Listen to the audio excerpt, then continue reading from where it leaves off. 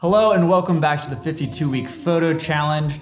We're gonna get right into it here. For week 10, the assignment is going to be on soft light. Last week we talked about hard light because I think understanding both types of lighting situations is gonna help you be more versatile as a photographer, using both soft and hard light and working that into your own style and just being able to not really limit yourself. Shooting soft light, I will say that I prefer to shoot in soft light over hard light, and that's why I'm excited about this week. So there's a couple different ways that you guys can actually take a hard lighting situation and even turn it into a soft light. It's easier to do that than, actually I don't even think you can do it. So there's a couple different ways that you guys can do that. Here, let me give you an example real quick. So right now I have soft lighting because it's sort of an overcast day outside and the light's coming in. There's not any direct sunlight, so it's just kind of a nice soft light coming in through the window. A lot of people shoot facing out, so then that light hits them and I'm not in the shadows, because if I was facing, well, as you can see, if I was facing this way, it just doesn't work. Backlit. So what soft light is it's an indirect path from your light source to your subject, whether that be shooting on an overcast day, the sunlight is going through clouds and it's diffusing that light. Maybe it is a bright sunny day and you use maybe a white wall or a brightly colored wall to bounce that light off of the wall and it will reflect on. For an example, I have this lamp here. Look how like nice and soft that this lighting is right now, how much that kind of adds to this picture. And look at this light if I put this on my face like this, right there without any diffusion. And this is a very basic example, but if you're shooting with like a flash or LED panels, sometimes you're gonna want this effect, but I mean, for the most part, at least for me, I like to diffuse the light any chance I get. And that's partially because like when shooting video, that's really what helps you get like the cinematic look in your pictures. Much better without that. So like I said, there's a couple different ways that you can do this. A couple weeks ago, there was a picture actually submitted where, I think it was the week we were talking about story, but there was this guy holding up a napkin because there was this harsh light coming through in the restaurant. He's holding up the napkin. What he was doing was diffusing that light, making it softer so it creates a more even image and it's a lot easier to look at. So like I said, there's a couple ways you can do this. For a lot of people, don't go out and buy lights or anything, just use the sun. Everybody should have sun, unless you're watching this on some different planet. A couple tricks that you can use: find a white building, find a bright building. I mean, it doesn't even have to be white. If you shoot maybe on a yellow building, it's gonna give you more of a yellow tint to your image, or orange, and it's gonna warm it up a lot. Same thing goes if you shoot next to a blue building. It's the light, if it's strong enough, it's gonna bounce off of that. It might not work on an overcast day, but in that case, there's not gonna be a whole lot of fall off. So try to find something where there's a smooth transition from your highlights to your shadows, and focus on that this week. If you are shooting with lights though, there's a couple different things. This is a little guy. This is like a light reflector. You can like add light in, but I'm not a big fan of the silver. They actually have gold too.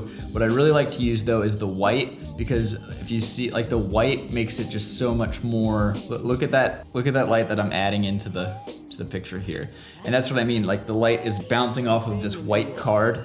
You could just get a piece of poster board, honestly, and it works the same. Anything white. This is just nice because it like folds up into my little backpack. And actually I'll shoot flash sometimes and bounce it off of this, and it makes things look nice. Or if you do have LED panels, or if you like shoot video or whatever, even if you have just like a lamp, wax paper.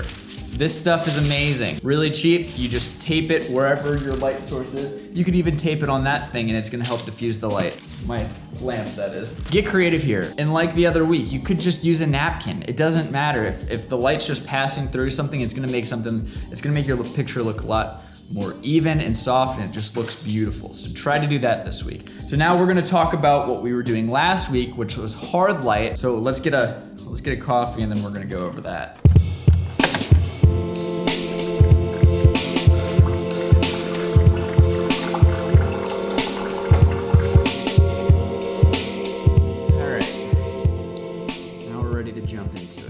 So at this point, you guys should probably be building up quite a reputable portfolio of these different weeks. I think it's really cool. I mean, I'll probably end up posting like a recap if you missed any of the weeks. Check me out on Instagram or Twitter, and then I'll recap it. So if you can't make a week, don't beat yourself up. You can always go back and do it just to push yourself, or it doesn't matter. But for those of you who power through and do all 52 weeks,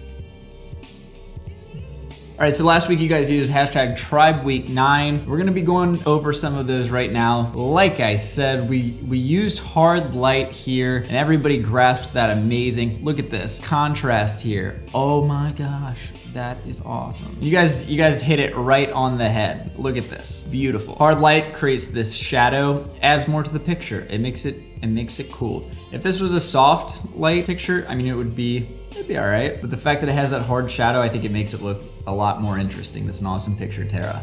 I miss baseball. Can't wait for baseball to start. And see, Lucas here took all the negative space and he used that while also using hard light to create these contrasty shadows, which makes this really cool texture on the wall, which if there wasn't a hard light source, so if there wasn't like sun coming through, it looks like there's probably a big window over here. They didn't have that. This picture would be a lot more flat and not as contrasty, and I think it looks awesome. Breaking up the pattern here draws your eye to it. Subject, that's cool. The hard light makes a silhouette of the person on the rock. Pretty sweet.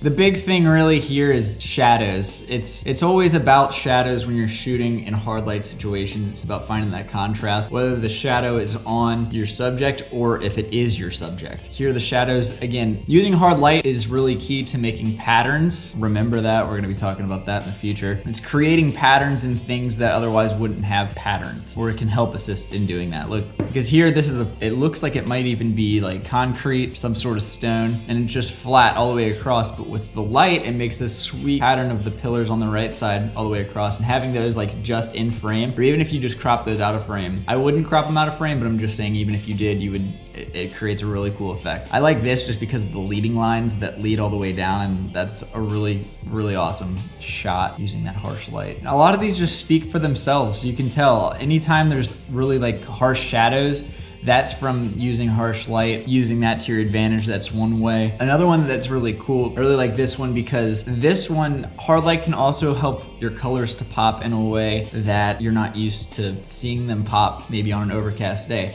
So when it's overcast, well, color tends to live in the shadows. So if it's overcast, there's color there, but it's harder to see. But when the light hits your subject, you can actually like get more saturated colors that look more natural. In this instance here, the teal water, it looks really cool. And it's in, I mean, a lot of that's in post-processing, but you can hide it a lot better in harsh light situations if you're wanting to shoot more saturated pictures. I think it looks awesome, and it doesn't look as cheesy as if it's like an overcast day and then the colors are just popping, because that's not really natural. So in a setting like this, especially when shooting film, I know Kodak Ektar, like that's like a really saturated film. If you shoot that when it is like a little cloudy or a little dark, I've gotten some really weird results when shooting that, but on a bright sunny day, like that's what that film is made for, and that's the reason why. These are all so cool. And this one's cool, the black and white, and then the hard light that hits the smoke that like makes that the main focal point, but then everything else that lives in the shadows, that's pretty interesting. That's pretty cool.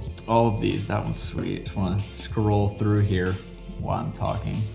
I like this, the leading lines. Danny, that one's pretty freaking awesome. This one's cool. I get a Wes Anderson-y feel from this one.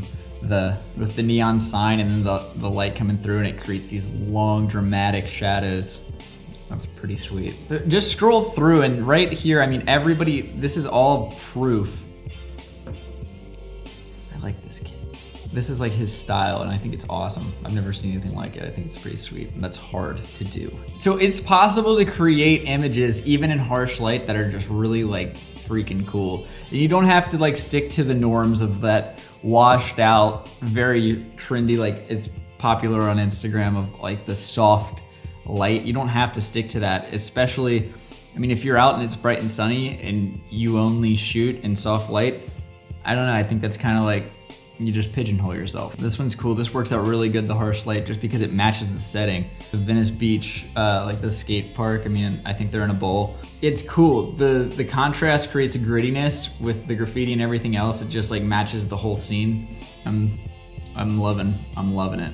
All of this stuff, it's so good. You can use the hard light, again, to help assist in creating negative space, leading lines, all of the things that we've talked about. It's sort of like the exposure triangle, but the thing is, instead of being like with exposure, if you move one aspect, two other things are going to move. And that's what photography is. It's always compensating, like it's always doing a little bit more of this, which is gonna make a little bit less of this. Using different techniques like this, shooting in hard light, using that to assist you in creating negative space, or maybe isolating a color, isolating a subject, something that helps lead an eye through your picture, better tell the story.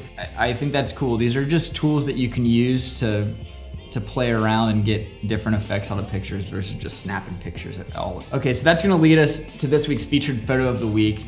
Dope travel. That's cool. This picture's awesome.